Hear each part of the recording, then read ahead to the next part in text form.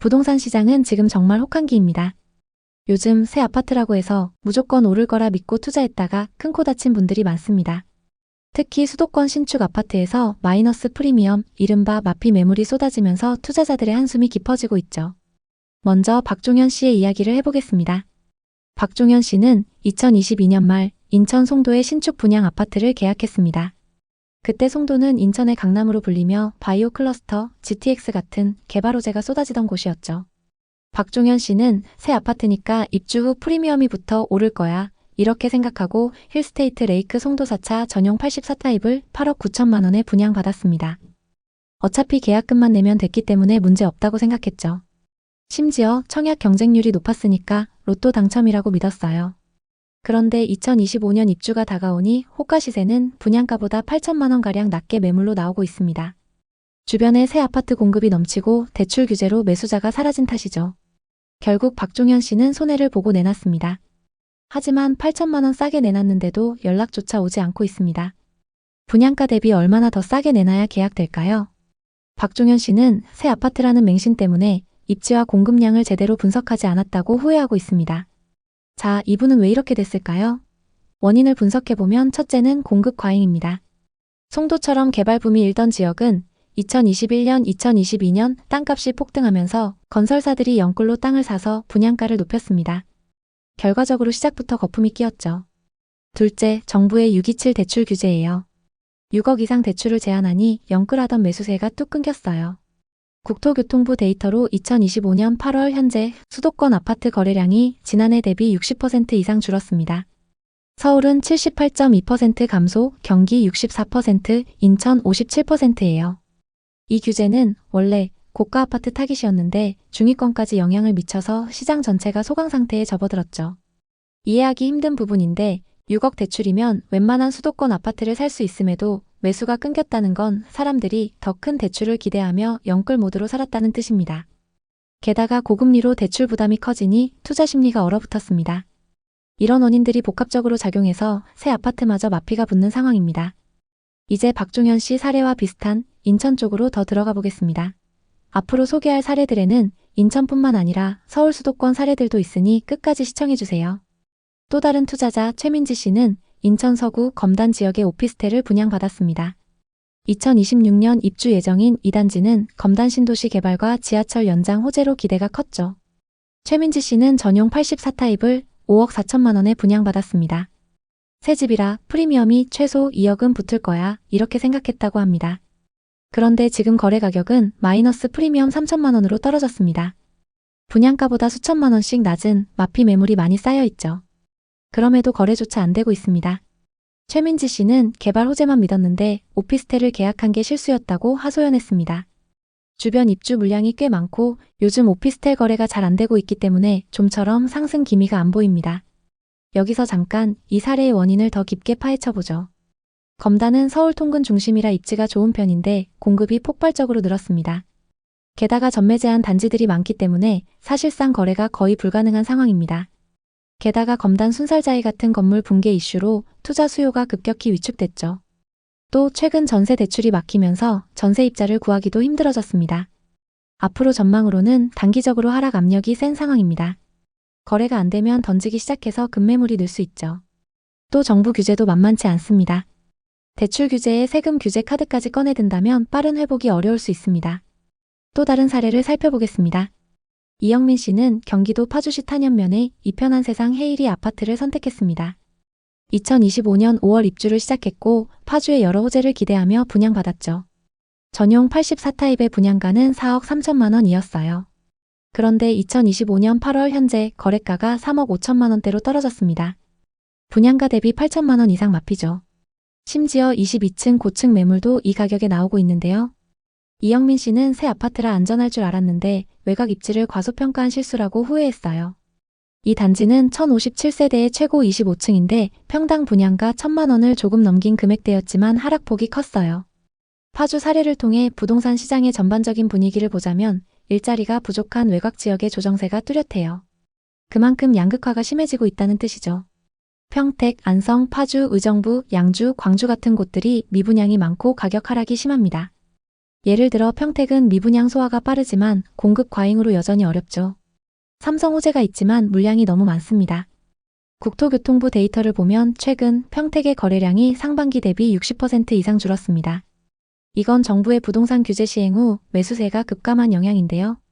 특히 외곽 지역은 물량이 쏟아진 점과 고분양가도 원인이 되고 있습니다.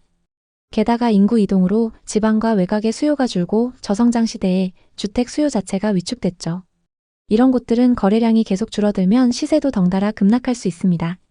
서울의 상황도 살펴보겠습니다. 김수현 씨는 서울 동대문구 신설동역 인근에 자이르네를 분양받았습니다.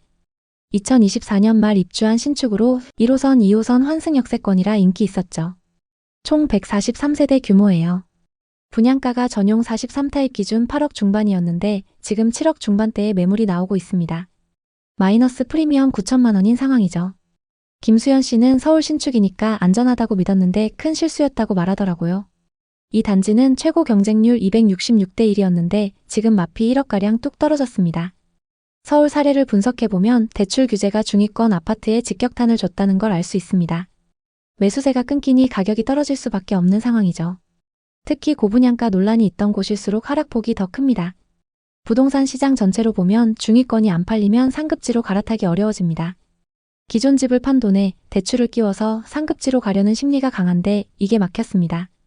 대출 규제 외에 다른 원인으로는 2021년, 2022년 분양붐 때 건설사가 비싸게 땅을 사서 전반적으로 분양가가 높아진 점을 들 수 있습니다. 다만 서울은 공급 절벽으로 장기적으로는 상승 가능성이 높습니다. 또 다른 서울 사례로 강북구 미아동 하나포레나 미아를 살펴보겠습니다. 박정희 씨는 이곳을 분양받아서 비슷한 실패를 겪었습니다. 이 단지는 2025년 11월 입주 예정으로 전용 80타입이 분양가 10억 2천만 원이었습니다. 그런데 최근 4천만 원 마피 매물이 등장했습니다. 총 497세대, 우이신설선 삼양사거리역 역세권인데 고분양가 논란이 있던 단지입니다.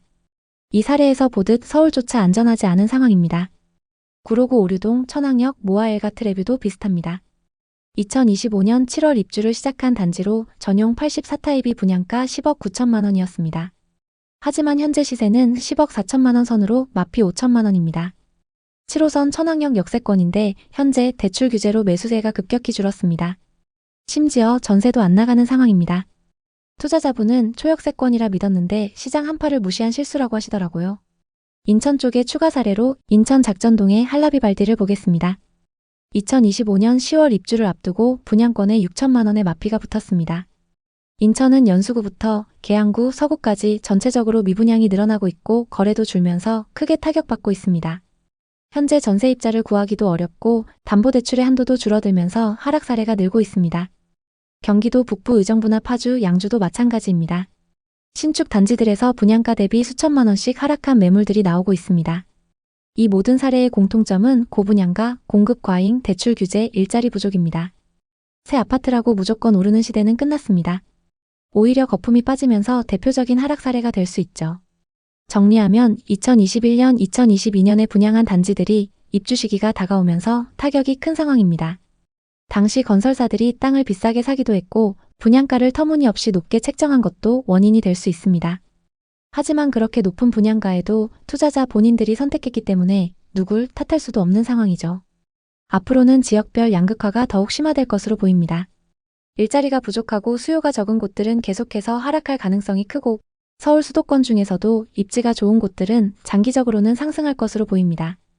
다만 추가적인 부동산 규제에 따라 시기는 조정될 수 있다는 점 참고하시면 좋겠네요. 만약 여러분도 투자 계획이 있다면 무리한 대출은 피하시고 시장 흐름을 꼼꼼히 체크하시길 바랍니다. 혹시 부동산 투자로 성공하거나 실패했던 경험이 있다면 댓글로 공유해주세요. 여러분의 경험이 누군가에게 큰 힘이 될 수 있습니다. 오늘의 이야기에 공감하셨다면 구독과 좋아요를 눌러주세요. 오늘도 시청해주셔서 감사합니다. 다음 편엔 더 좋은 내용으로 찾아뵙겠습니다. 2021년 초 민수 씨는 미사 신도시의 준신축 아파트 84타입을 13억에 매수했습니다. 계약 직후 시장은 그의 선택을 증명하듯 빠르게 움직였습니다. 불과 3달 만에 같은 평형이 13억 5천만 원에 거래되었고 호가는 무려 15억까지 치솟았습니다. 13억에 산 게 신의 한 수였어. 15억까지 갔던 거 봤지? 곧 20억도 가능할 거야. 집값이 오르자 민수 씨의 자신감은 하늘을 찔렀습니다. 모임 자리에 나갈 때마다 부동산 얘기를 하며 자랑했죠. 그러나 2023년 중순, 민수 씨는 부동산 앱을 열고 눈을 의심했습니다. 너무 충격적인 상황이 벌어졌는데요. 대체 민수 씨에게 무슨 일이 일어난 걸까요? 4년 전 민수 씨와 그의 아내 지연 씨는 그동안의 전세 생활을 뒤로하고 하남에 내 집 마련을 결심했습니다. 민수 씨는 대기업에서 팀장으로 일하며 쌓아온 자산을 바탕으로 더 넓고 쾌적한 집에서 가족과 함께 새로운 삶을 시작하고 싶었습니다. 하남은 한강을 끼고 있는 도시로 교통도 편리하고 개발 호재도 많아 보였습니다. 여보, 여기 정말 괜찮아 보여. 서울 접근성도 좋고 한강도 가까워 당연히 오를 거야. 민수 씨는 아내 지연 씨에게 자신감 넘치는 목소리로 말했습니다. 지연 씨는 약간 망설였지만 민수 씨의 열정에 설득당했습니다. 그래, 당신 말대로라면 정말 기회일지도. 아이들 학교도 가깝고 생활 편의시설도 많으니까. 민수 씨는 부동산 중개소를 찾아다니며 하남의 아파트를 꼼꼼히 알아봤습니다. 그러던 어느 날 지인에게서 전화가 왔습니다. 민수야, 미사신도시 지금 완전 핫해. 작년에 10억 하던 아파트가 지금 13억 넘었대. 게다가 개발 호재도 많아서 더 오를 거야. 민수 씨는 그 말을 듣고 가슴이 뛰었습니다. 미사신도시는 한강을 따라 펼쳐진 신도시의 매력, 새로 지어진 아파트 단지, 그리고 서울과의 접근성까지 모든 게 완벽해 보였습니다. 이건 기회야. 지금 안 사면 후회할 거야. 결국 민수 씨는 2021년 초 미사신도시에 2016년식 아파트 84타입을 13억에 매수했습니다. 계약 직후 시장은 그의 선택을 증명하듯 빠르게 움직였습니다. 불과 3달 만에 같은 평형이 13억 5천만 원에 거래되었고 호가는 무려 15억까지 치솟았습니다. 이사 후 민수 씨 부부는 미사신도시에서의 삶에 푹 빠졌습니다. 한강을 따라 걷는 산책로, 단지 내에 잘 관리된 조경, 그리고 아이들이 뛰어노는 놀이터까지. 모든 게 완벽해 보였습니다. 여기 정말 살기 좋아. 서울보다 훨씬 여유롭고 공기도 맑아. 지연 씨가 웃으며 말했습니다. 민수 씨는 아파트 가격이 오르는 걸 확인하며 더 큰 만족감을 느꼈습니다. 13억에 산 게 신의 한 수였어. 15억까지 갔던 거 봤지? 곧 20억도 가능할 거야. 집값이 오르자 민수 씨의 자신감은 하늘을 찔렀습니다. 그는 주변 지인들에게 자신의 성공적인 투자 사례를 자랑하며 GV80을 리스로 구입하고 가족과 함께 해외여행도 다녔습니다. 여보, 우리 좀 더 여유롭게 살아도 돼. 집값이 이렇게 올랐잖아. 이 정도 소비는 괜찮아. 민수 씨는 새로 산 명품 가방을 건네며 웃었습니다. 지연 씨는 살짝 걱정스러운 표정을 지었지만 민수 씨의 낙관적인 태도에 휩쓸렸습니다. 그래, 당신 말대로 집값이 계속 오르면 문제없겠지. 그들은 주말마다 미사신도시의 실내 테니스장에서 테니스를 즐겼고 아이를 고급 영어학원에 등록해줬습니다. 민수 씨는 이렇게 생각했습니다. 이 아파트가 우리를 더 부자로 만들어줄 거야. 지금 좀 써도 나중에 다 메꿀 수 있어. 하지만 2022년 중반 이후 부동산 시장에 먹구름이 들이오기 시작했습니다. 금리 인상과 경제 불확실성으로 시장이 급격히 냉각되면서 미사신도시의 아파트 가격도 흔들리기 시작했습니다. 민수 씨는 처음엔 대수롭지 않게 생각했습니다. 조정기야. 신도시에다가 인근에 한강까지 있는데 금방 회복할 거야. 그러나 2023년 중순 민수 씨는 부동산 앱을 열고 눈을 의심했습니다. 같은 평형의 매물이 9억대까지 떨어진 겁니다. 불과 1년 반 만에 4억 가까이 하락한 가격. 민수 씨는 뒷목이 뻐근해졌습니다. 이게 말이 돼? 신도시에 한강까지 가까운데. 그는 하루에도 몇 번씩 부동산 앱을 들여다보며 매물을 확인했습니다. 커뮤니티에는 미사신도시 이제 끝났다.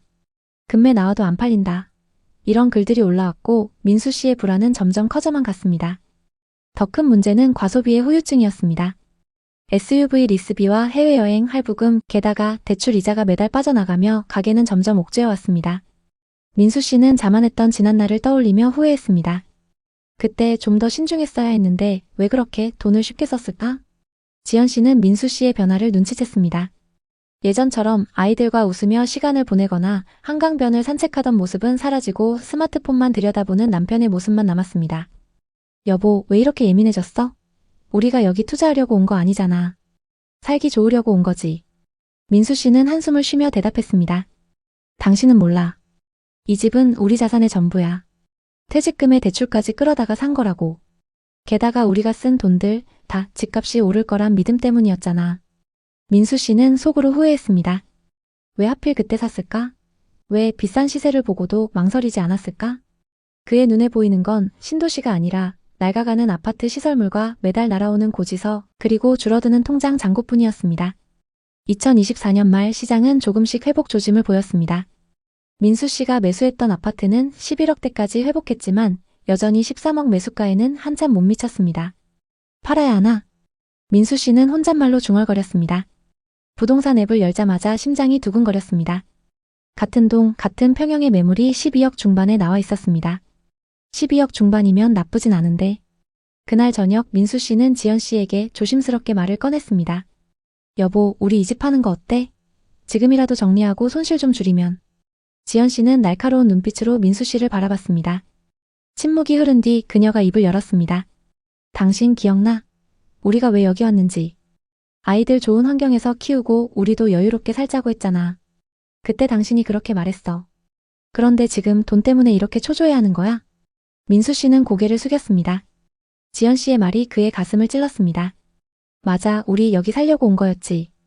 투자하려고 온 게 아니었어. 2025년 봄 미사 신도시의 한강변에는 벚꽃이 만개했습니다. 민수 씨는 아내와 함께 한강변을 걸으며 커피를 마셨습니다. 여전히 아파트 시세는 매입가 13억에 미치지 못했지만 민수 씨의 표정은 한결 편안해졌습니다. 지연 씨가 웃으며 말했습니다. 이젠 집값 오르든 말든 그냥 여기서 사는 게 좋아. 한강 나들이 다니면서 아이들과 시간 보내는 게 더 소중해. 민수 씨도 고개를 끄덕였습니다. 그래, 당신 말이 맞아. 이게 우리 삶이야. 민수 씨는 최근 부업으로 유튜브를 시작했습니다. 회사에서 쌓은 경험을 살려 마케팅 강의를 하고 있었습니다. 지연 씨는 옆에서 응원하며 말했습니다. 당신 마케팅 고수잖아. 그 경험 살려서 부업하는 것도 좋지. 어느 날 저녁 민수 씨는 오랜만에 부동산 앱을 열었습니다. 84타입 11억 8천에 거래됐네. 좀 올랐어. 지연 씨가 물었습니다. 그래서 기분 좋아? 민수 씨는 고개를 저으며 미소를 지었습니다. 아니, 그냥 마음이 편해. 2025년 현재 민수 씨 부부는 여전히 미사 신도시에서 살고 있습니다. 한강변을 따라 걷고 카페에서 커피를 마시며 아이들과 함께 시간을 보냅니다. 아파트 가격은 여전히 매수가보다 낮지만 그들은 더 이상 신경 쓰지 않습니다. 미사 신도시는 최근 몇 년간 개발이 계속되며 새로운 상권과 편의시설이 들어서고 있습니다. 민수 씨는 더 이상 부동산 뉴스에 흔들리지 않습니다. 우린 여기서 계속 살 거야. 집값은 뭐 오르면 좋고.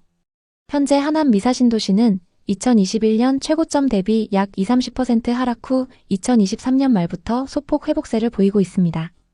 하지만 여전히 매수가 대비 손실을 보고 있는 경우가 많습니다. 특히 최근 대출 규제가 시작되면서 거래량이 급격히 감소했습니다. 미사 신도시는 특히 한강변의 쾌적한 주거 환경과 학군, 생활 인프라가 잘 갖춰져 있어 실거주 수요는 꾸준히 유지되고 있습니다. 대출을 포함한 부동산 규제가 지속될 경우 대출 부담이 커지며 수요가 위축될 가능성이 있습니다. 또한 신도시 특성상 대부분의 단지들이 비슷한 시기에 들어섰기 때문에 특정 매물의 단기적인 가격 급등은 제한적일 수 있습니다. 부동산 전문가들은 미사 신도시의 중장기 전망을 긍정적으로 평가합니다. 서울 도심과의 접근성, 한강변 프리미엄, 그리고 지속적인 개발 호재로 인해 점진적인 가격 상승이 기대됩니다. 그러나 단기적으로는 규제 상황에 따라 변동성이 클 수 있으므로 투자 시 신중한 접근이 필요합니다. 민수 씨의 사례처럼 미사 신도시는 투자와 실거주 목적 모두를 충족할 수 있는 지역입니다. 하지만 과도한 레버리지와 단기 차익을 기대한 투자는 리스크를 동반합니다. 전문가들은 실거주 목적이라면 현재 가격대에서 매수해도 장기적으로 안정적인 가치를 유지할 가능성이 높다고 보고 있습니다. 반면 투자 목적이라면 개발 호재와 수요를 살펴보면서 장기적인 접근이 필요합니다. 요즘 부동산 시장은 예측이 어렵습니다. 어떤 지역은 반등하고 어떤 지역은 여전히 바닥을 기고 있습니다. 민수 씨의 이야기는 어쩌면 지금 이 시기를 살아가는 우리 모두의 모습과 닮아 있습니다. 여러분에게 부동산이란 무엇인가요? 혹시 지금 여러분이 내 집 마련의 꿈을 꾸고 있다면 어떻게 대처해야 할까요? 앞으로 부동산은 끝난 걸까요? 최근 정부가 부동산 폭등을 막기 위해 강력한 규제를 하고 있습니다. 이에 따라 급등하던 서울 수도권의 부동산 시장이 주춤하고 있죠. 여러 가지 엇갈린 정책과 전망이 나오고 있는 상황입니다. 그 중에는 대부분의 사람들이 이해하기 어려운 정책도 있습니다. 복덩이TV는 구독자 여러분을 위해 올바른 정보만 쉽게 정리해서 전달드릴 수 있도록 노력하겠습니다. 오늘의 이야기에 공감하셨다면 구독과 좋아요를 눌러주세요. 또 댓글에 여러분의 생각을 자유롭게 남겨주세요. 여러분의 소중한 댓글은 누군가에게 큰 위로가 될 수 있습니다. 오늘도 시청해주셔서 감사합니다. 다음 편엔 더 좋은 내용으로 찾아뵙겠습니다. 결국 매매가 7억에 서울의 15평짜리 아파트를 계약했습니다. 1년 만에 1억 5천만 원이 오른 가격이었지만 앞으로 더 오를 거라는 확신이 있었습니다. 매매가 7억 중 4억은 담보대출을 받아서 진행했습니다. 당시 변동금리가 2% 초반으로 매우 저렴해서 부담 없이 큰 액수의 대출을 받았습니다. 2021년 12월 이사한 지 3개월 만에 놀라운 일이 일어났습니다. 그녀가 산 아파트의 같은 면적이 7억 5천만 원에 거래되었습니다. 단번에 5천만 원 상승. 이게 정말로 오르네. 그녀는 3개월 만에 5천만 원을 벌었다는 사실에 황홀했습니다. 돈 버는 게 이렇게 쉬웠다니. 가족들과 주변 지인들에게 이 사실을 자랑하며 행복한 나날을 보냈습니다. 그러던 어느 날 동네 부동산을 지나면서 종이에 적힌 금액을 보고 너무 충격받았습니다. 대체 얼마가 적혀 있었을까요? 2021년 서울의 오피스텔에 살던 37세 지우 씨는 잠을 이루지 못했습니다.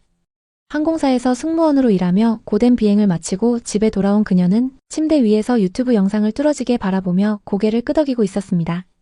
화면에는 자극적인 제목들이 연달아 떠올랐습니다.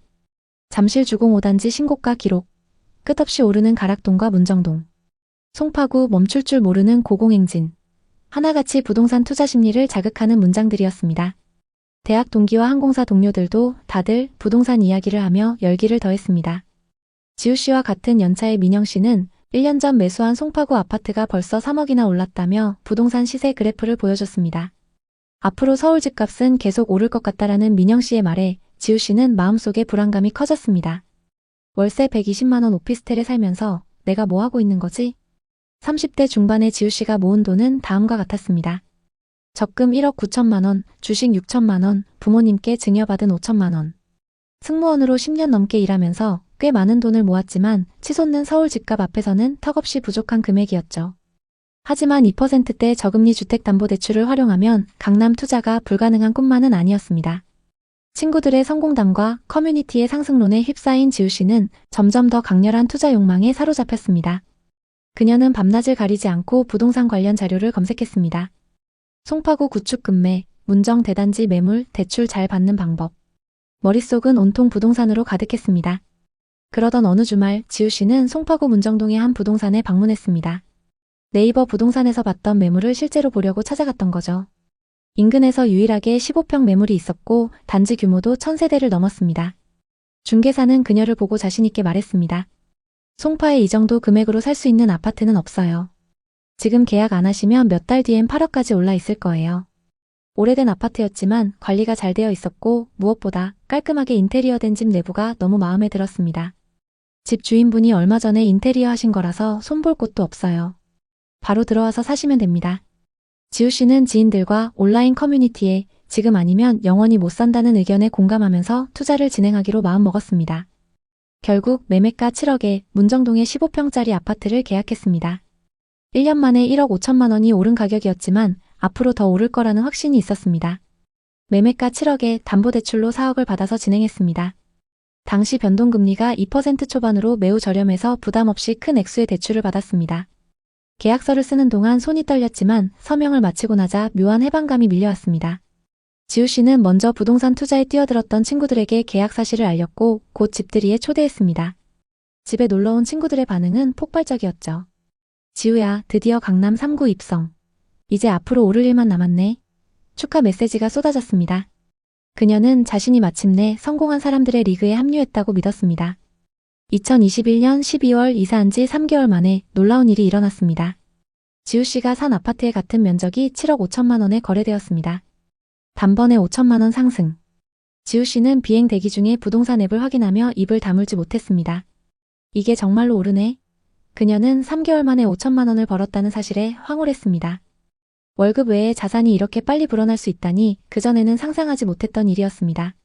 그 무렵 유튜브 알고리즘은 지우 씨를 부동산 콘텐츠의 세계로 끌어당겼습니다. 서울 송파 대출 당겨서라도 사라. 지금 안 사면 벼락거지 된다. 이런 제목의 영상이 끝없이 추천되었습니다. 전문가들은 하나같이 상승론을 이야기했습니다.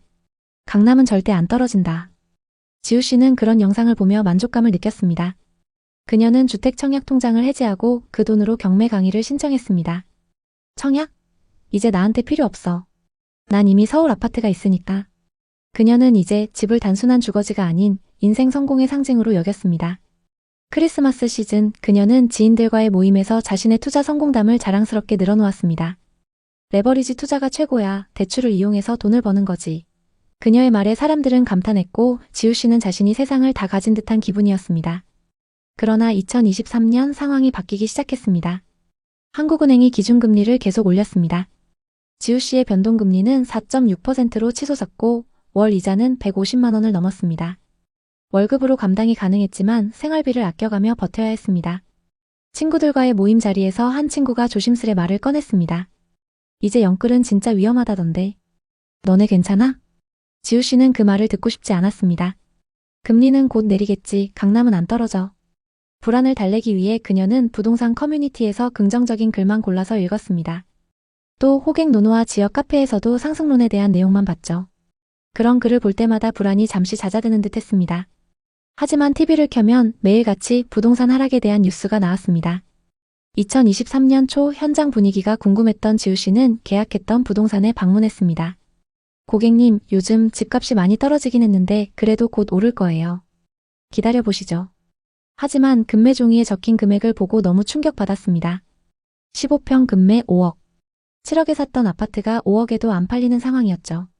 오를 거라고 믿음을 갖고 버티던 지우 씨는 몇 달 뒤 시세를 확인하기 위해서 다른 부동산에도 들렀습니다. 요즘 저 아파트 얼마나 하나요? 혼자 살 거라서 15평 정도면 충분해요. 중개사는 말했습니다. 금매로 나온 매물이 하나 있긴 한데 상태가 별로 안 좋아요. 시세는 4억 8천만 원입니다. 1층 매물이었지만 너무 충격적이었습니다. 언제까지 떨어질지 앞이 캄캄했죠. 집으로 돈 벌 생각이었는데 지금은 집이 감옥 같아요. 그녀는 소비를 극단적으로 줄였습니다. 필라테스 대신 집 앞 산책로, 배달 대신 집밥. 하지만 월급은 이자 납부일마다 증발했고 카드 할부는 끝없이 이어졌습니다. 2024년부터 강남권 금매가 소진되며 빠르게 시세를 회복했고 송파구 시장도 급상승세를 탔습니다. 하지만 소형 평형의 입지가 별로 좋지 않은 지우 씨의 아파트는 좀처럼 반등의 기미가 보이지 않았습니다. 2025년 5월 같은 평형의 매물이 5억 2,500만 원에 거래됐습니다. 손실은 1억 8천만 원. 시세는 언젠가 오를 거야. 근데 그 시기가 언제일까? 지우 씨는 여전히 부동산 시세를 보며 한숨을 쉬고 있습니다. 대출이나 갭 투자와 같이 레버리지 투자는 양날의 검입니다. 금리가 낮을 땐 기회지만 상승기엔 치명타가 될 수 있죠. 또 호가 시세는 절대적인 지표가 될 수 없습니다. 호가가 계속 올라도 실제 매수자가 없으면 의미가 없기 때문이죠. 그리고 강남 3구라는 입지가 절대적이지 않다는 사실도 알 수 있습니다. 물론 그 중에서도 입지가 좋은 곳들은 빠르게 회복하고 정고점을 넘은 건 사실입니다. 하지만 그 외의 단지들은 다 같이 어려움을 겪었습니다. 위 사례 말고도 서울 송파구 부동산 시장에는 여러 변화가 있었습니다. 서울 잠실 송파 부동산은 강남 3구에 입성하려는 수요로 엄청난 상승세를 보였습니다. 그리고 그 위험은 아직도 보여지고 있습니다. 지금 상승장에서의 최고가를 돌파한 곳들도 보이는데요. 하지만 같은 송파구인데도 상승기 가격에 비해 30%까지 빠진 곳도 있습니다. 그럼 이곳들은 지금이 적정 가격일까요? 지금부터 송파구의 하락 아파트를 확인해보고 지역 전반적인 분위기를 살펴보겠습니다. 그리고 영상 후반부에는 현재 송파구에서 주목해야 하는 곳을 소개하겠습니다. 송파의 아파트를 고민하고 계신다면 오늘 영상 끝까지 시청해주세요. 그럼 14억 7천만 원까지 거래됐던 아파트부터 살펴보겠습니다. 송파구 풍납동에 위치한 동아 한가람입니다. 이 아파트는 95년식 782세대 최고 18층의 아파트입니다. 한강 조망이 가능하고 역까지 도보로 이동이 가능하기 때문에 구축인데도 전세와 월세 수요가 높습니다. 한강뷰는 도로 쪽 북서양 매물이고 로얄동은 101동으로 공원과 한강뷰가 가능합니다. 용적률이 높은 편이지만 재건축과 리모델링에 대한 기대감이 높습니다. 84타입이 2019년 11월 7억 8천만 원이었는데요. 2년 만에 6억 9천만 원이나 상승해서 14억 7천만 원까지 거래됐습니다. 그리고 최근 13층 매물이 10억 4천만 원에 거래되면서 고점 대비 4억 3천만 원이나 하락했는데요. 정말 이 정도로 많이 하락했을까요? 거래 내역을 살펴보면 2021년 101동 1205호 매물이 14억 7천만 원에 거래됐습니다. 14억 7천만 원에 거래됐던 매물하고 최근 10억 4천만 원에 거래된 매물은 같은 타입 매물입니다. 다만 조망과 층수가 좀 차이 나는데요. 최고가에 거래됐던 매물은 101동 12층 매물이고 최근 하락 거래된 매물은 13층 매물입니다. 101동 고층 매물이 시세가 조금 더 높기 때문에 동일 조건으로 얼마나 빠졌는지 확인해 보겠습니다. 최고가에 거래된 매물과 같은 동인 101동 10층 매물이 11억 7천만 원에 나와 있습니다.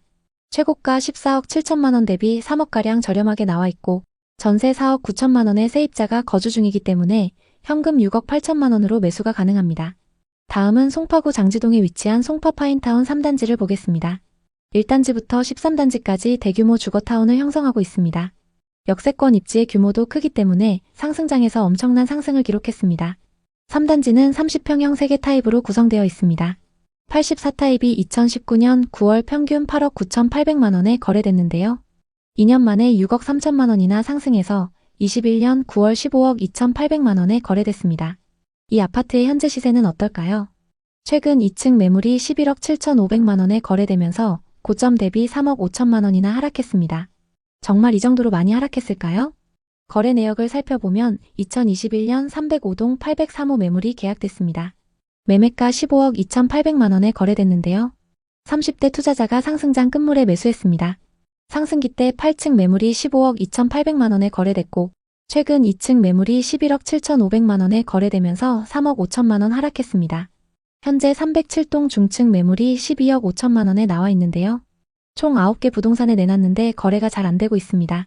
고층 매물 기준 고점 대비 2억 7천만 원 하락해 있는 상황입니다. 송파구에는 하락 이후 반등을 못하고 있는 단지들이 있지만 정고점을 이미 돌파한 곳들도 있습니다. 지역 내에서도 양극화가 심한 상황인데요. 그렇기 때문에 오히려 투자 전략을 세우기도 좋습니다. 먼저 송파구 시세를 이끌고 있는 단지들을 보겠습니다. 잠실 3대장과 잠실 주공5단지, 장미아파트, 또 신천동의 파크리오, 미성크로바, 잠실 진주, 방이동의 올림픽 선수 기자촌, 가락동 헬리오시티 같은 곳들이 있습니다. 현재 시세가 그 입지를 말해주고 있는데요. 급매물은 나오자마자 소진되고 거래 금액도 이미 신고가를 기록하고 있습니다. 거래가 활발한 파크리오와 헬리오시티의 시세를 살펴보겠습니다.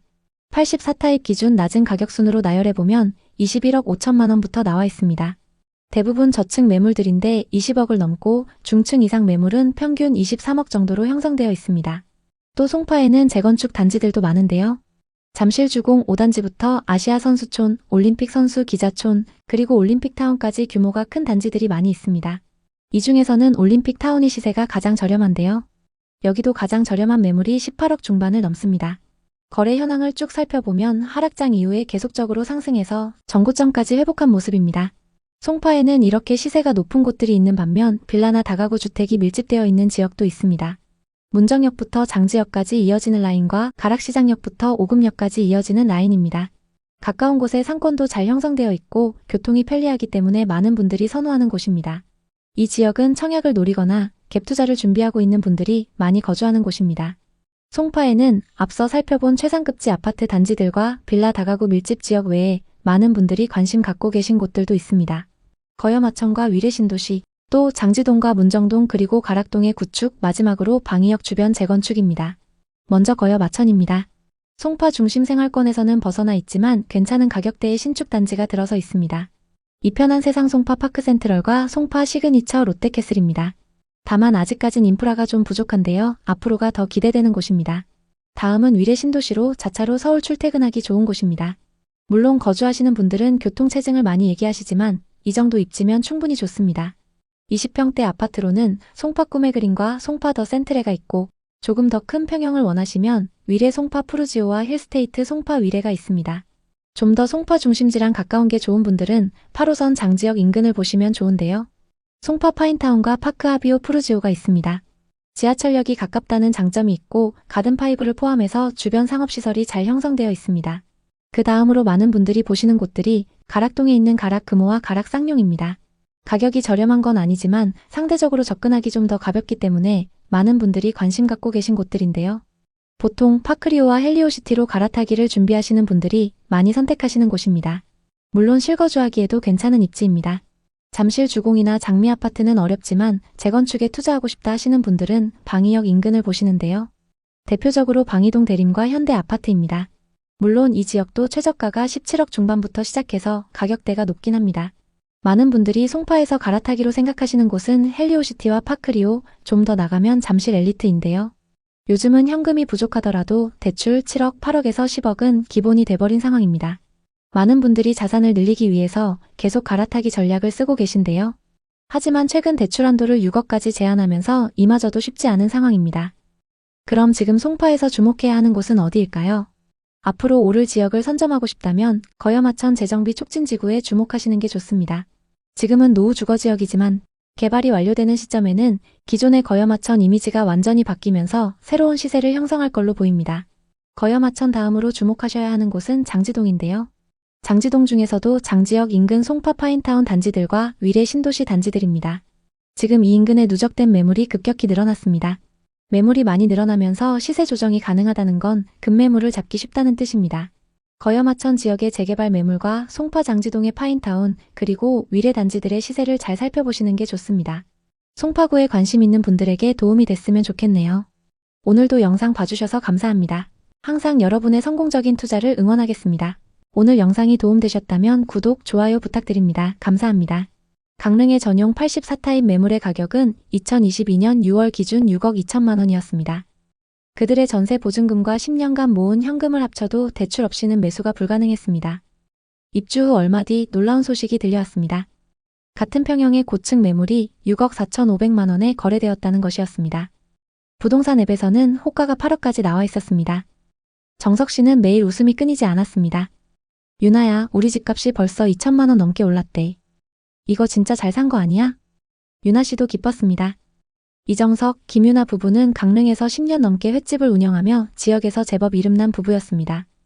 새벽마다 경포대 인근 어시장에서 열리는 경매에 나가 신선한 해산물을 떼어와 손님들에게 내놓았습니다. 그들의 횟집 바다의 선물은 강릉을 찾는 관광객과 현지인들에게 입소문이 나면서 발길이 끊이지 않았습니다. 특히 2020년 방송에 소개된 후 유튜브 채널에도 그들의 이야기가 실리면서 가게는 더욱 유명해졌습니다. 주말이면 예약 없이는 자리를 잡기 어려울 정도였습니다. 부부는 아침 4시에 일어나 해산물을 준비하고 밤늦게까지 손님을 맞이하며 바쁜 나날을 보냈습니다. 그들의 딸 고등학교 1학년인 수진이는 부모의 성실함을 보며 자랐습니다. 가끔 가게에서 서빙을 도우며 가족의 꿈을 함께 꾸었습니다. 부부는 10년 넘게 전세로 살았습니다. 그전에는 그렇게 오르지 않던 집값이 어느 순간 급격히 오르는 걸 체감했는데요. 당시 강릉은 광역철도 개통과 대규모 택지 개발 등으로 뜨겁게 달아올랐습니다. 강원도 내 부유층은 물론 서울과 수도권에서 온 외지인 투자자들이 강릉의 바닷가 아파트와 신축 단지를 노리며 몰려들었습니다. 정석 씨네 부부도 전세살이의 불안함을 떨쳐내고 싶었습니다. 어느 날 저녁 가게 문을 닫고 돌아오는 길에 아내 유나 씨가 정석 씨에게 말했습니다. 언제까지 남의 집에서 살 수는 없잖아. 우리도 이제 우리 집을 가져야지. 정석 씨는 고개를 끄덕였습니다. 수진이도 곧 대학 갈 나이야. 안정적인 터전을 만들어주는 게 부모로서 해야 할 일이야. 2022년 초 부부는 송정동 안목해변 인근에 위치한 신축 아파트를 발견했습니다. 이 아파트는 바다 조망이 가능한 500세대 규모의 단지로 강릉의 푸른 바다와 안목해변이 가까웠습니다. 단지 내에는 산책로와 작은 공원도 조성되어 있었습니다. 무엇보다 부부가 꿈꿔왔던 바다를 보며 사는 삶을 실현할 수 있는 곳이었습니다. 부동산 중개업소에서 들은 이야기는 그들의 마음을 더 흔들었습니다. 이 단지는 2년 만에 가격이 2배 넘게 올랐어요. 지금 안 사시면 나중에 더 비싸질 겁니다.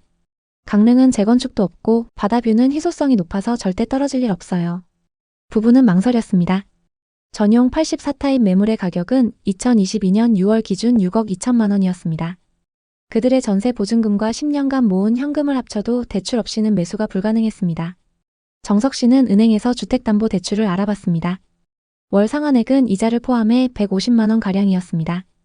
부담은 크지만 횟집 수익이 꾸준했기에 감당할 수 있을 거라 판단했습니다. 유나 씨는 확신에 찬 목소리로 말했습니다. 지금이 아니면 이런 기회 다시 안 와. 강릉 집값은 계속 오를 거야. 수진이 대학 갈 때쯤이면 이 집이 우리 노후까지 책임져 줄 거야. 결국 부부는 2022년 6월 강릉의 신축 아파트 84타입을 6억 2천만 원에 계약했습니다. 계약서를 쓰는 날 유나 씨는 아파트 발코니에서 바다를 바라보며 미소 지었습니다. 여기서 수진이 졸업하고 우리 늙어서도 바다 보면서 살 생각하니까 마음이 편해. 정석 씨도 웃으며 맞장구 쳤습니다. 이제 우리도 집주인이야. 이 집이 우리 인생의 터닝포인트가 될 거야. 입주는 순조로웠습니다. 새 아파트는 깔끔한 마감과 바다가 보이는 조망이 인상적이었습니다. 아침이면 안목해변에서 불어오는 시원한 바람이 거실을 채웠습니다. 밤이면 석양이 지는 바다를 보며 부부는 하루의 피로를 풀었습니다. 수진이는 새 방에서 책상을 정리하며 말했습니다. 엄마, 여기 진짜 좋아. 친구들 불러서 놀고 싶어. 유나 씨는 딸의 밝은 얼굴을 보며 가슴이 뭉클했습니다. 그래, 이사 오길 잘했어. 이 집은 우리 가족의 보금자리야. 입주 후 얼마 뒤 놀라운 소식이 들려왔습니다. 같은 평형의 고층 매물이 6억 4,500만 원에 거래되었다는 것이었습니다. 부동산 앱에서는 호가가 8억까지 나와 있었습니다. 정석 씨는 매일 웃음이 끊이지 않았습니다. 유나야, 우리 집값이 벌써 2천만 원 넘게 올랐대. 이거 진짜 잘 산 거 아니야? 유나 씨도 기뻤습니다. 유튜브와 부동산 커뮤니티에서는 강릉의 신축 아파트가 오션뷰와 강릉의 대형 호재로 계속 오를 거라는 전망이 쏟아졌습니다. 유명 부동산 유튜버의 말이 유나 씨의 귀에 맴돌았습니다. 수도권보다 저렴하고 유니크한 바다뷰까지 있으니 투자자들도 몰릴 거예요. 그녀는 속으로 생각했습니다. 좀 있으면 8억 금방 가겠네. 돈 벌기가 이렇게 쉽다니. 유나 씨는 스스로에게 다짐했습니다. 우린 투자로 산 게 아니야. 여기서 오래 살려고 산 거야. 그래도 혹시 이 집이 우리 노후를 더 든든하게 해준다면? 작은 욕심이 마음 한구석에서 피어올랐습니다. 부부는 바다를 보며 이야기했습니다. 수진이가 대학에 가고 횟집을 더 키워 체인점으로 만들고 이 아파트가 그들의 안정적인 미래를 보장해줄 거라는 꿈이었습니다. 시세가 오를수록 자만심이 커졌습니다. 유나 씨는 부부 동반 모임에서 자랑스레 말했습니다. 바다뷰 최고야. 사자마자 2천만 원 올랐어.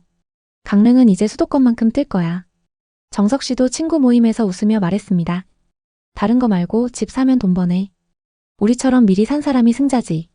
그들은 주변 사람들의 부러운 시선을 즐겼습니다. 다들 전세살이로 고생할 때 우리는 집값 오르는 재미로 산다니까. 자만은 점점 커졌습니다. 유나 씨는 추가 대출을 받아 다른 부동산을 사볼까 고민했습니다. 이 기세면 강릉 땅값도 오를 텐데 조그만 땅을 사볼까? 정석 씨는 동의했습니다. 요즘 토지 대출은 80%까지 나온대. 그들의 대화는 성공한 투자자처럼 흘러갔습니다. 2022년 가을 부동산 시장의 분위기가 심상치 않게 변하기 시작했습니다. 하지만 정석 씨는 처음엔 대수롭지 않게 여겼습니다. 우린 고정금리 대출이니까 괜찮아. 이자 부담이야 어쩔 수 없지. 하지만 문제는 이자가 아니었습니다. 물가가 치솟으면서 장을 볼 때마다 지출이 늘어났습니다. 횟집의 해산물 매입 가격도 올랐습니다. 그리고 더 큰 문제는 손님들의 발길이 점차 줄었다는 겁니다. 관광객이 줄면서 매출은 전년도보다 30% 이상 감소했습니다. 가게 운영비와 대출 이자를 감당하려면 생활비를 줄여야 했습니다. 유나 씨는 매일 가계부를 들여다보며 계산기를 두드렸습니다. 수진이의 학원비를 유지하려면 외식과 다른 지출들을 포기해야 했습니다. 수진이 학원 하나라도 더 보내면 성적이 더 오를 텐데. 유나 씨는 속으로 한숨을 쉬었습니다. 그러던 어느 날 우연히 부동산 앱을 열어본 그녀는 충격에 빠졌습니다. 같은 동의 매물이 5억 5천만 원에 거래되었다는 기록이 떴습니다. 불과 6개월 만에 1억 가까이 하락한 것이었습니다. 유나 씨는 부동산 중개업소에 전화했습니다. 이거 잘못 올라온 거 아니에요? 하지만 중개인의 대답은 차가웠습니다. 요즘 금리 때문에 거래가 거의 없어요. 금매로 내놓지 않으면 팔리지도 않아요. 2023년 초 상황은 더 악화되었습니다. 같은 평형의 매물이 4억 5,500만 원에 거래되었다는 소식이 들렸습니다. 유나 씨는 믿을 수 없었습니다. 우리가 6억 2천만 원에 산 집이 이게 말이 돼? 몇 달 뒤 상황은 더 심각해졌습니다. 같은 동, 같은 평형의 매물이 4억 2천만 원에 거래되었다는 기록이 올라왔습니다. 1년도 안 돼 집값이 2억 가까이 하락한 것이었습니다. 유나 씨는 밤마다 부동산 앱을 확인하며 거래 금액을 들여다봤습니다. 매일같이 하락 그래프만 보였습니다. 정석 씨는 한숨을 쉬었습니다. 유나야, 그냥 버티자. 언젠가 다시 오를 거야. 말은 그렇게 했지만 좌절은 깊어졌습니다. 유나 씨는 우울감에 빠졌습니다. 우리가 왜 이 집을 샀을까? 전세로 살면서 돈 모아서 다른 데 투자할 걸 그랬어.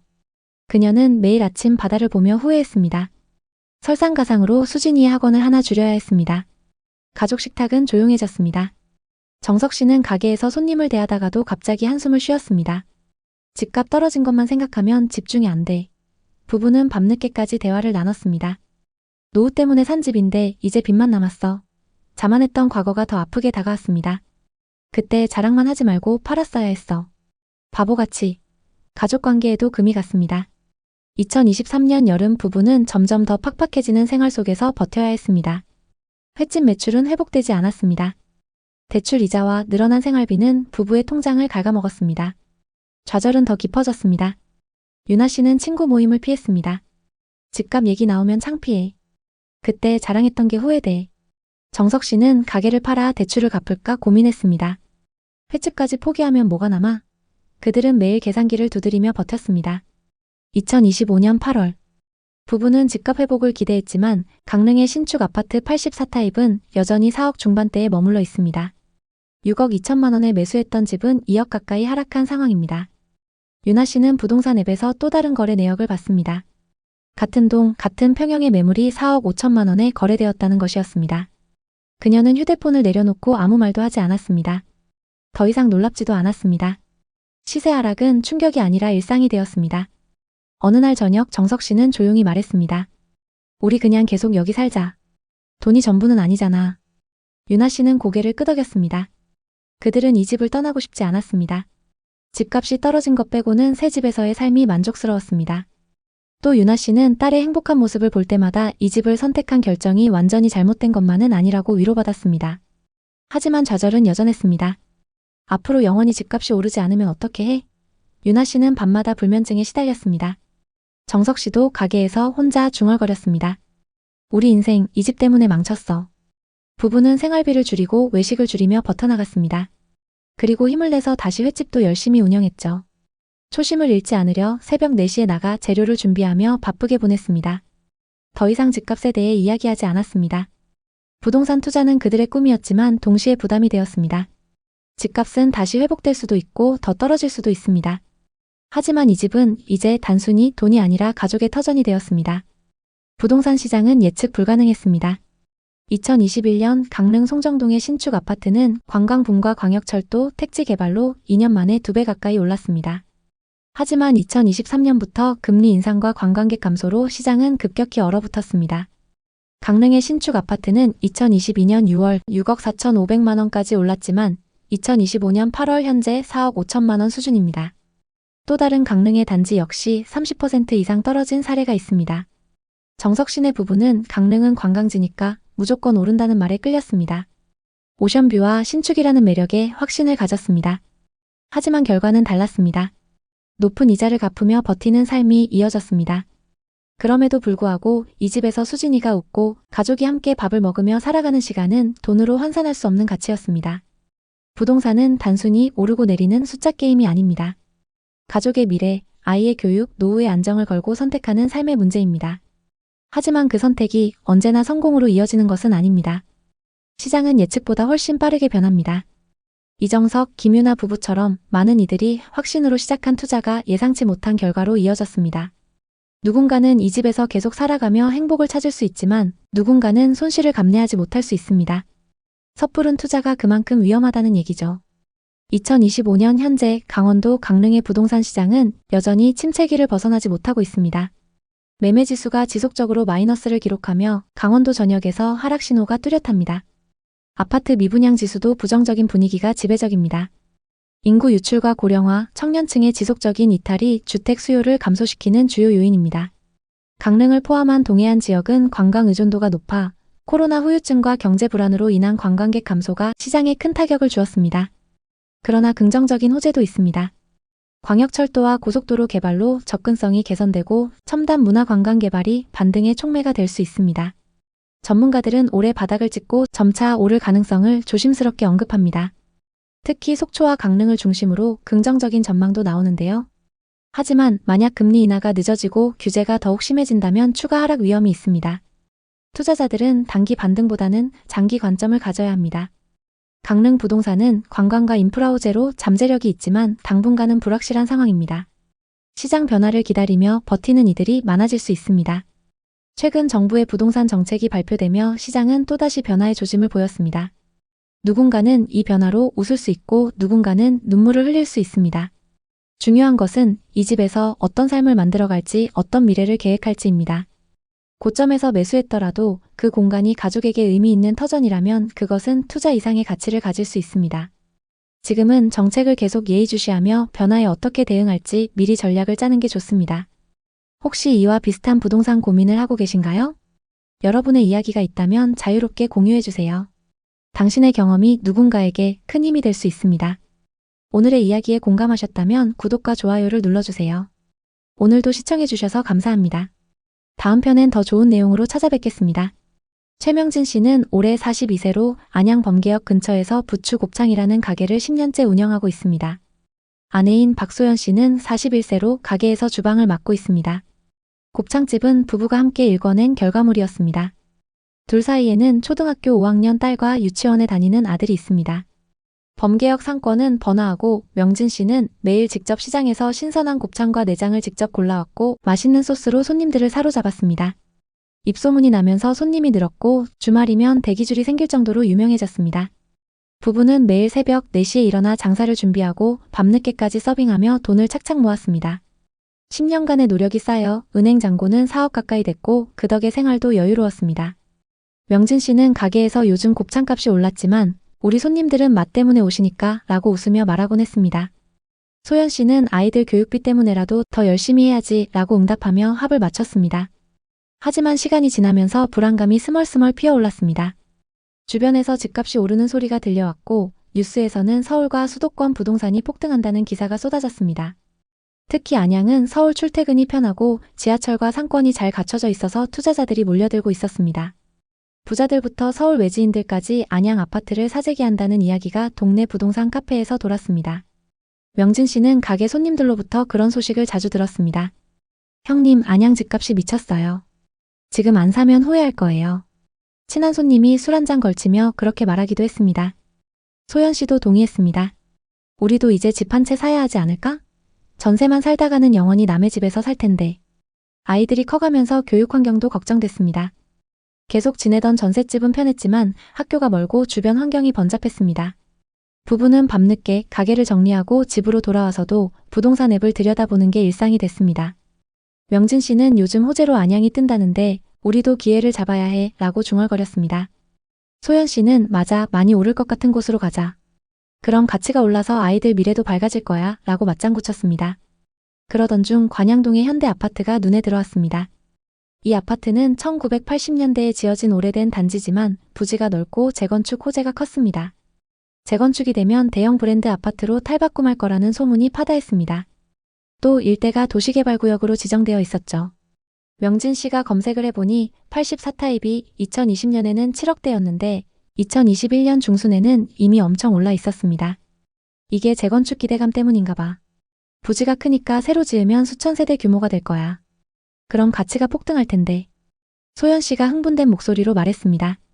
부부는 주말에 직접 단지를 둘러봤습니다. 나무가 우거진 산책로, 아이들이 놀 수 있는 놀이터, 그리고 재건축 사업이 이미 진행되고 있다는 현수막이 걸려 있었습니다. 여기 사면 우리 가게 출퇴근도 나쁘지 않을 거야. 게다가 재건축되면 프리미엄이 붙어서 다른 아파트들보다 많이 오를 수 있지. 명진 씨가 확신에 차서 말했습니다. 단지 내 나무들이 우거져 있었고 아침이면 관악산에서 불어오는 바람이 베란다를 지나 거실 가득 퍼졌습니다. 무엇보다 내 집이 생긴다는 사실이 가장 좋았습니다. 우리도 이제 전세 생활에서 벗어날 수 있어. 이사 후를 상상하며 말했습니다. 명진 씨는 그 말을 들을 때마다 이 결정 정말 잘하는 거겠지 라고 속으로 생각했습니다. 문제는 가격이었습니다. 2022년 초 집값이 급등하면서 84타입 매물이 12억대에 나왔습니다. 불과 2년 만에 3억 원 이상 오른 가격이 부담스러웠지만 주변 부동산 중개인들은 지금이 마지막 기회예요. 재건축 호재로 더 오를 거예요. 서울 사람들도 몰려오고 있어요. 이렇게 부추겼습니다. 부부는 모아둔 돈 4억에 기존 집 전세 보증금 그리고 대출 6억을 보태기로 했습니다. 지금 안 사면 영원히 못 살지도 몰라. 우리처럼 열심히 번 돈으로 투자해야지. 소연 씨가 남편을 설득했습니다. 명진 씨는 망설였습니다. 대출 없이 살 수 없었기 때문입니다. 하지만 소연 씨는 확신 있게 말했습니다. 여기서 재건축될 때까지만 버티면 그땐 정말 새 집이 생기는 거야. 지금이 아니면 늦을 것 같았고 나중에 라는 말로는 가족의 안정을 책임질 수도 없을 것 같았습니다. 결국 부부는 전세 보증금과 모아둔 현금에 주택담보대출 6억을 받아 계약하기로 했습니다. 계약서를 쓰는 날 명진 씨는 창밖을 보며 속으로 중얼거렸습니다. 이 집이 우리 가족의 미래를 바꿔줄 거야. 입주는 한 달 후에 이뤄졌고 부부는 이사 준비에 매달렸습니다. 소연 씨는 남편에게 조심스럽게 물었습니다. 여보, 여기 어때? 녹지도 많고 출퇴근도 편하고 무엇보다 매물이 안 나오는 곳이야. 명진 씨도 동의하면서 맞아, 재건축되면 대박 날 거야. 게다가 주변에 개발 계획도 많고 잘 산 거야 라고 대답했습니다. 입주 초기 모든 게 완벽했습니다. 새 집은 오래됐지만 내부를 리모델링해서 깨끗했고 창문 너머로 푸르른 산이 보였습니다. 아이들은 방을 하나씩 차지하며 좋아라 했습니다. 아빠, 여기서 살게 돼서 좋아. 이제 내 방도 따로 생겼어. 딸아이가 웃으며 말했습니다. 소연 씨는 부엌에서 요리를 하며 만족스러워했습니다. 전세 때는 불안했는데 이제 우리 집이야. 재건축되면 더 좋아질 텐데. 가게 운영도 순조로웠습니다. 범계역에서 관양동까지 차로 가까운 거리라 출퇴근이 편해졌고 장사도 꾸준히 잘 됐습니다. 게다가 계약 직후 호가가 치솟았습니다. 같은 평형의 매물이 15억까지 올라갔다는 소식이 들려왔습니다.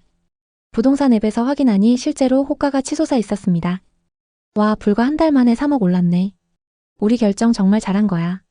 명진 씨가 웃으며 소연 씨에게 말했습니다. 맞아, 재건축 조합 설립 단계니까 빠르게 진행될 거래. 커뮤니티 카페에서 그런 글들이 넘쳐났습니다. 부부는 밤에 거실에 앉아 미래를 꿈꿨습니다. 재건축 끝나면 새 아파트로 이주하고 프리미엄 붙여 팔면 노후 자금도 마련할 수 있지. 아이들 좋은 대학도 보낼 수 있을 거야. 명진 씨가 웃으며 소연 씨에게 말했습니다. 소연 씨도 고개를 끄덕였습니다. 전반적으로 생활이 안정되고 이제야 우리 가족이 정착했다는 느낌이 들었습니다. 게다가 분위기도 심상치 않았습니다. 실제로 단지 부동산에 들르면 이제 14억 넘게 받아야 해요 라는 말이 흔했습니다. 명진 씨는 속으로 생각했습니다. 지금 팔면 2억 가까이 이익이네. 아냐, 아직은 더 오르겠지. 유튜브에서도 관양동은 재건축 기대주로 자주 등장했고 커뮤니티에서는 서울 근교에 싸고 입지 좋다며 투자자들의 관심이 높아지고 있다는 말도 많았습니다. 하지만 명진 씨는 자신에게 되뇌었습니다. 우린 투자하려고 산 게 아니야. 내 집에서 살려고 산 거지. 그렇게 말하면서도 속으로는 어쩔 수 없이 기대감이 피어올랐습니다. 혹시 이 집 덕분에 우리 노후도 더 든든해지는 건 아닐까? 마음 한켠에서 피어나는 작은 욕심. 그건 명진 씨 자신도 부인할 수 없었습니다. 그렇게 아파트 시세에 대한 기대는 점점 더 커져만 갔습니다. 2022년 여름 주변 아파트들도 덩달아 오르고 있었습니다. 안양 전체가 부동산 열풍에 휩싸여 서울 투자자들이 몰려들었습니다. 명진 씨는 가게에서 손님들과 부동산 이야기를 나누며 뿌듯해했습니다.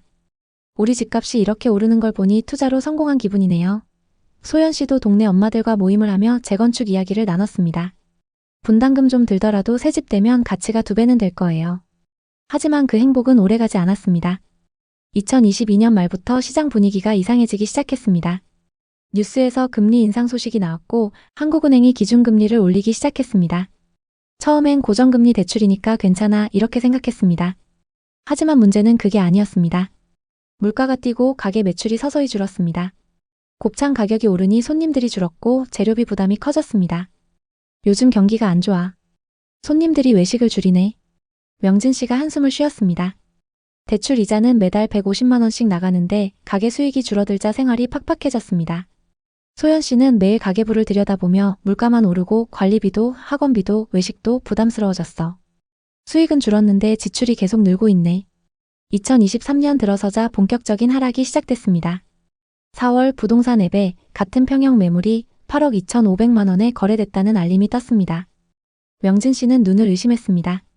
1년 만에 3억 7,500만 원 떨어졌어? 이게 무슨 일이야? 중개소에 가서 물어보니 금리 때문에 투자자들이 빠져나갔어요. 재건축 기대감도 식었고요. 이런 대답이 돌아왔습니다. 재건축 사업은 진행 중이었지만 공사비가 폭등하고 분담금이 세대당 수억씩 될 거라는 소문이 돌았습니다. 누가 그런 돈을 내고 투자하겠어요? 기존 주민들만 버티는 거지. 커뮤니티에서 그런 글이 올라왔습니다. 소연 씨는 밤마다 앱을 확인하며 불안해했습니다. 우린 전 재산에 영끌까지 했는데 이게 떨어지면 어떻게 해? 부부는 가게를 더 열심히 운영했지만 매출은 20% 이상 줄었습니다. 아이들 학원비를 줄이고 고정 지출을 삼가며 버텼습니다. 명진 씨는 가게에서 일하다가도 재건축만 되면 오를 거야. 기다려보자 이렇게 위로했지만 속으로는 후회가 밀려왔습니다. 소연 씨는 처음엔 재건축 호재로 좋아했는데 요즘 뉴스에서 공사비 폭등 얘기만 나와. 우리처럼 무리했던 걸까? 라고 울먹였습니다. 상황은 더 나빠졌습니다. 2024년 말 시세가 7억 5천만 원까지 떨어졌습니다. 12억에 산 집이 불과 2년 반 만에 4억 5천만 원 손실. 명진 씨는 중개소에 하소연을 해봤지만 요즘 사려는 사람이 없어요. 재건축 인기가 많이 떨어졌어요 라는 말만 들었습니다. 전국적인 재건축 이슈가 발목을 잡았습니다. 곳곳에서 공사비 증가로 조합원들 사이에서 갈등이 생겼고 사업 지연 소식이 나왔습니다. 재건축이 더 이상 호재가 아니네. 분담금 때문에 아무도 안 사. 소연 씨가 울먹이며 말했습니다. 모았던 돈을 모두 투자한 터라 현금이 바닥났고 사업자 대출을 추가로 받았지만 그마저 부담이 됐습니다. 아이들은 아무것도 모르고 집에서 뛰어놀았지만 부부는 밤마다 싸우기 시작했습니다.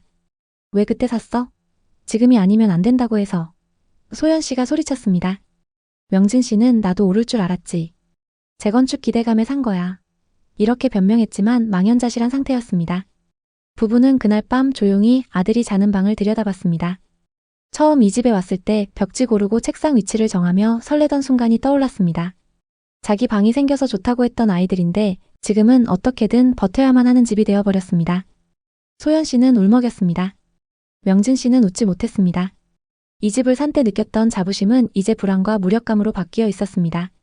투자 수요도 줄고 전세 수요도 둔화했다는 뉴스가 쏟아졌습니다. 한때 안전자산이라 믿었던 아파트가 이제 점점 그들의 재산을 잠식하고 있었습니다. 그리고 그 와중에도 시세는 멈추지 않고 내려가고 있었습니다. 25년 8월 최근 아파트 시세를 다시 확인했습니다. 같은 평형 같은 라인의 매물이 8억 5천만 원에 거래된 것입니다. 불과 몇 년 전 자신이 12억에 매수한 집과 완벽히 동일한 조건이었습니다. 그 순간 최명진 씨는 휴대폰을 내려놓고 아무 말도 하지 않았습니다. 이젠 놀랍지도 않았습니다. 시세 하락은 더 이상 충격이 아니라 일상이 된 것입니다. 그날 저녁 아내 소연 씨가 조용히 말했습니다. 우리 그냥 어떻게든 버텨보자. 이런다고 나아질 게 없잖아. 되돌릴 수도 없고. 명진 씨는 고개를 끄덕였습니다. 이제는 체념하고 받아들이기로 했습니다. 부부는 이 집을 팔 수 없었습니다. 이유는 단순했습니다. 이미 너무 떨어져 버렸기 때문에 팔아도 대출을 갚을 수 없었죠.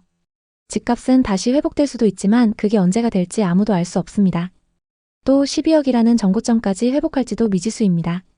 다만 이사 후 아이들이 정말 행복해했고 학교에서 좋은 성적을 받아오고 있다는 사실이 위로가 됐습니다. 부부는 생활비를 줄이고 외식 대신 집에서 밥을 해먹으며 더는 누구에게도 우리 집값 얼마야 라고 말하지 않게 되었습니다. 명진 씨는 어느 날 먼 산을 바라보며 조용히 생각했습니다. 이 집을 안 샀다면 어땠을까? 전세 살다가 지금쯤 샀다면. 아파트를 산다는 건 단순히 오를까 내릴까의 단순한 선택이 아닙니다. 최명진 부부처럼 가족의 미래, 아이의 교육, 노후의 안전까지 걸린 삶의 문제입니다. 그러나 그 선택이 언제나 정답일 수는 없습니다. 부동산 시장은 예측보다 훨씬 빠르게 변화하고 그 변화는 누구도 쉽게 알 수 없습니다. 실제로 관양동에 위치한 현대 아파트는 2021년 9월 84타입이 최고가 12억에 거래된 기록이 있지만 2025년 들어서는 8억 중반대로 하락했습니다. 고작 몇 년 만에 4억 가까이 하락한 것입니다. 안양의 다른 아파트들도 비슷합니다. 특히 재건축 단지들은 30% 이상 하락한 사례가 많습니다. 사람들은 안양은 서울 근교라 무조건 오른다. 재건축되면 대박이다. 이렇게 믿었지만 그 결과 지금은 팔지도 못하고 고금리의 이자만 갚으며 버티는 이들이 많습니다. 하지만 그렇다고 해서 모두가 실패했다고 단정 지을 수는 없습니다. 누군가는 그 집에서 아이를 키우고 회사를 다니고 가족과 식사를 하며 열심히 버텨내고 있기 때문입니다. 집값은 하락했지만 삶은 계속되었고 아직 끝나지 않았습니다. 중요한 건 앞으로입니다. 새 정부에 들어서 강력한 부동산 정책이 발표되었고 부동산 시장이 또다시 변화하기 시작했습니다. 이 변화로 인해 누군가는 행복해할 수도 누군가는 눈물 지을 수도 있습니다. 정책을 계속 예의주시하며 변화에 어떻게 대응할지 미리 전략을 짜는 게 좋습니다. 어떤 시간을 보내게 될지 어떤 삶을 계획할 수 있을지를 먼저 생각해야 합니다.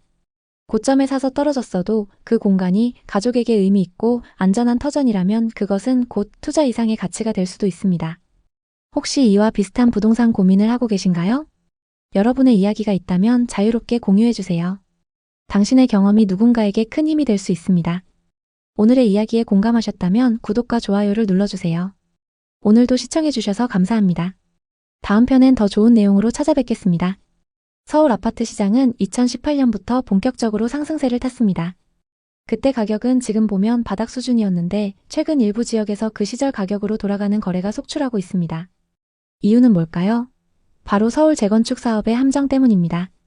재건축은 노후 아파트를 헐고 새로 짓는 꿈의 로또로 불리지만 현실은 녹록지 않습니다. 공사비 폭등, 까다로운 규제, 주변 반대 등으로 분담금이 상상을 초월하면서 가격이 곤두박질치고 있어요. 특히 서울 금천구와 강남구 사례가 대표적이에요. 먼저 금천구 시흥동이 남서울 럭키 아파트 이야기부터 해볼게요. 1981년에 지어진 이 아파트는 40년이 넘은 노후 아파트로 986세대 16평부터 27평까지 소형 평수 위주로 구성되어 있습니다. 용적률 123%로 재건축 사업성이 좋아 보였죠. 2023년 신탁 방식 재건축을 추진했는데 여기서 폭탄이 터졌습니다. 추정 분담금이 21평 기준 최대 8억 3천만 원. 아파트 시세가 5억 후반대인데 분담금이 더 크다니 이게 말이 되나요? 새 아파트에 입주하려면 집값에 분담금까지 12억 넘게 필요합니다. 과연 완공 후 시세가 이를 따라갈까요? 따라간다고 해도 비용이 너무 큰 건 사실입니다. 김민수 씨는 40대 중반 IT 회사 직원입니다. 2022년에 이 아파트 21평을 7억 8천만 원에 샀어요. 금천구는 신안산선과 GTX 노선으로 교통이 좋아지니 재건축 로또다 싶었답니다. 은행 대출 4억에 부모님 도움까지 받아서 샀죠.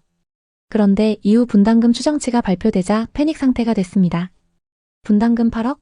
그 돈이면 강남 중소형을 사겠네. 이렇게 생각하며 매물로 내놓으려고 했지만 시장이 얼어붙어 5억대에도 안 팔렸습니다. 더 심각한 건 25년 6월에는 4억 8천만 원까지 떨어졌습니다. 김민수 씨는 재건축 믿고 뛰어든 게 인생 최대 실수라며 후회하셨어요. 왜 이런 일이 생겼을까요? 첫째, 공사비 폭등입니다. 2020년대 들어 철근과 시멘트 가격이 2배 이상 올랐고 인건비도 급등했어요. 둘째, 주변 학교 문제예요. 단지 옆에 문일중학교와 문일고등학교 그리고 문백초등학교가 있어서 일조권 문제로 높이 제한을 받을 가능성이 큽니다. 즉 여러 제한 사항으로 사업 진행이 어려워졌죠. 이 불안감 때문에 가격이 더 떨어졌습니다. 2022년 7억 8천만 원에 거래되던 아파트가 올해 4억대 후반으로 정확히 2019년 말 수준으로 돌아갔습니다. 여러 가지 방법으로 노력 중이지만 분담금 조율은 여전히 난항인 상황입니다. 주민들도 의견이 양측으로 갈려 혼란 속에 빠졌습니다. 금천구 말고도 서울에서 재건축 재개발 사업 무산이 가장 많은 지역은 어디일까요? 바로 영등포구입니다. 최근 서울경제 기사에 따르면 서울 전체 무산 사례 중 영등포구가 1위, 중랑구, 성북구, 종로구, 서대문구가 뒤를 잇죠. 이유는 사업성 부족, 주민 갈등, 시공사 미선정 등입니다.